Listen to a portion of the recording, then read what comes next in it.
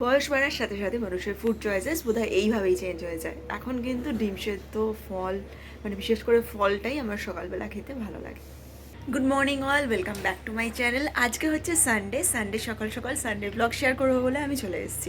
সকাল সকাল চান করে নিয়েছি, সকাল না যদিও এখন বোধহয় 11:30 বাজে। 11টা বাজে। তো আমার স্নান টান হয়ে গিয়েছে। রাত্রিরে আমি কালকে কিছু খাইনি, কালকে আমি ছিলাম ইন্টারমিডিয়েন্ট ফাস্টিংয়ে। আমি মাঝে মাঝে ফাস্টিং করি। তো আজকে সকালে স্নান করে নিয়ে একেবারে বসে গিয়েছি খেতে। তো এক বাটি তরমুজ নিয়ে।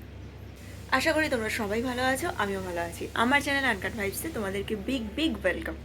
শীতের সকালে যে রোদটা আসে না, যে রোদটা গায়ে লাগে, ছাদে গিয়ে রোদটা, মানে ছাদে গিয়ে রোদে বসলে আরও ভালো হতো, কিন্তু আমি এখন ছাদে যাব না। সেই জন্য ঘরেই, এই ঘরটায় বেশ রোদ এসছে, তো এই ঘরটাতেই বসে আছি। শীতের সকালে না এরকম ফ্রুটস দিয়ে ব্রেকফাস্ট করতে আমার কিন্তু দারুণ লাগে। মানে শীতের সকাল বলে নয়, শীত গ্রীষ্ম সব সময় সকালবেলা ব্রেকফাস্টে যদি ডিম সেদ্ধ আর ফল খাওয়া যায়, সেটাই আমার কাছে সব থেকে ভালো ব্রেকফাস্ট লাগে। আগে অন্যরকম চয়েস ছিল, এখন আমার চয়েস পাল্টে গেছে। আগে কচুরি জিলিপি আমার ভালো লাগতো, কিন্তু এখন কেন জানি না, এই জন্যই বোধহয় বুঝতে পারা যায় যে বয়স হচ্ছে। বয়স বাড়ার সাথে সাথে মানুষের ফুড চয়েসেস বোধহয় এইভাবেই চেঞ্জ হয়ে যায়। এখন কিন্তু ডিম সেদ্ধ, ফল, মানে বিশেষ করে ফলটাই আমার সকালবেলা খেতে ভালো লাগে।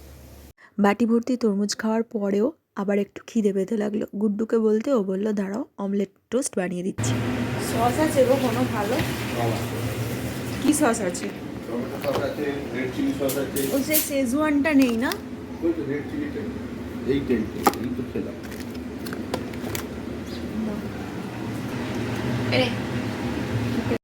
বারবির ব্রেকফাস্ট হয়ে গিয়েছে, বারবিকে আমি তরমুজটা খাইয়ে দিচ্ছি। আজ তো রবিবার, আজ বারবি আঁকার ক্লাসে যায়। আর সাথে নিজেও বসে পড়লাম টোস্টটা খেতে। বারবি চলে গেছে আঁকার ক্লাসে, আর আমি ভাত বসিয়ে দিয়েছি। অনেক দিন পর সানডেতে হচ্ছে চিকেন হচ্ছে না, কারণ গুড্ডুর একটু কই মাছ খেতে ইচ্ছা হয়েছে, কই মাছ এনেছিল, তো সেটাই হবে আজকে রান্না। এই মাছটা কেন জানি না আমার খেতে ভালো লাগে না। শুধু এই মাছটাই নয়, কোনো মাছই আজকাল খুব একটা খেতে ভালো লাগে না। আগে মাছ খেতে খুব ভালো লাগতো, এখন জানি না কেমন যেন একঘেয়ে লাগে। যাই হোক, তেল ঝাল মশলা দিয়ে একদম কষিয়ে সুন্দর করে কই মাছটা রান্না করলাম, আর বারবির জন্য আলাদা করে সবজি দিয়ে একটু ঝোল বানিয়ে দিলাম। আর বারবি ওদিকে খেয়েছে। রবিবার আমাদের খেতে বেশ দেরি হয়ে যায়, প্রায় 3টে বেজে যায়, কখনো কখনো 4টেও বেজে যায়। কিন্তু আজকে একটু তাড়াতাড়ি খেয়ে নেবো, কারণ আজকে বিকেলে একটা জায়গায় যাওয়ার আছে।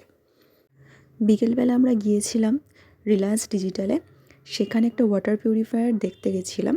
আমাদের ওয়াটার পিউরিফায়ারটা না প্রবলেম করছে, তো তার জন্যেই।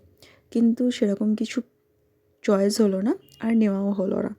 আসার সময় মাশরুম কিনে এনেছি, আর তার সাথে কিনে এনেছি কর্ন। এই দিয়েই করব আজকের রবিবারের ডিনার। গুড্ডু মাশরুম খেতে খুব পছন্দ করে, আমার খুব একটা ভালো লাগে না। ও পছন্দ করে আর ওই রান্না করবে বলল, তার জন্যই নিয়ে আসা আর কি। সবার পছন্দেই তো খাবার খেতে হয়, আর বিশেষ করে রবিবার একটা দিনই তো বাড়িতে থাকে, তাই ও যেটা যেটা পছন্দ করে চেষ্টা করি সেটাই রান্না করার। কখনো আমি বানাই, কখনো ও নিজেই বানিয়ে নেয়। গুড্ডু আসলে রান্না করতে খুবই ভালোবাসে। ও খেতে যত না পছন্দ করে, তার থেকে বেশি রান্না করতে পছন্দ করে। কত রকম কত কিছুই বানিয়ে খাওয়ায় আমাকে, নিজে না খেলেও। মাশরুমগুলোকে না ভালো করে আমি একটু গরম জলে ধুয়ে নিলাম। ধুয়ে নেওয়ার পর এবারে কর্নগুলোকেও ধুয়ে নেবো। ধুয়ে নেওয়ার পর কর্নটা সেদ্ধ হতে বসিয়ে দেবো। সুইট কর্ন একটা স্টিমড পাওয়া যায়, সেটা দেখবে খেতে দারুণ লাগে। একটু বাটার দিয়ে বানানো থাকে, আর তার সাথে পেপার মেশানো থাকে। টেস্টটা কিন্তু দারুণ লাগে আমার। কুকারটা একটু গরম হওয়ার পর তাতে একটু বাটার দিয়ে চিকেনগুলোকে একটু হালকা করে ফ্রাই করে নিলাম। তার মধ্যে দিয়ে দিলাম পেঁয়াজ কুচি আর কর্ন, একসাথে জল দিয়ে সেদ্ধ করে নেব। আর গুড্ডু এদিকে একটু ক্যাপসিকাম কুচি করে নিচ্ছে।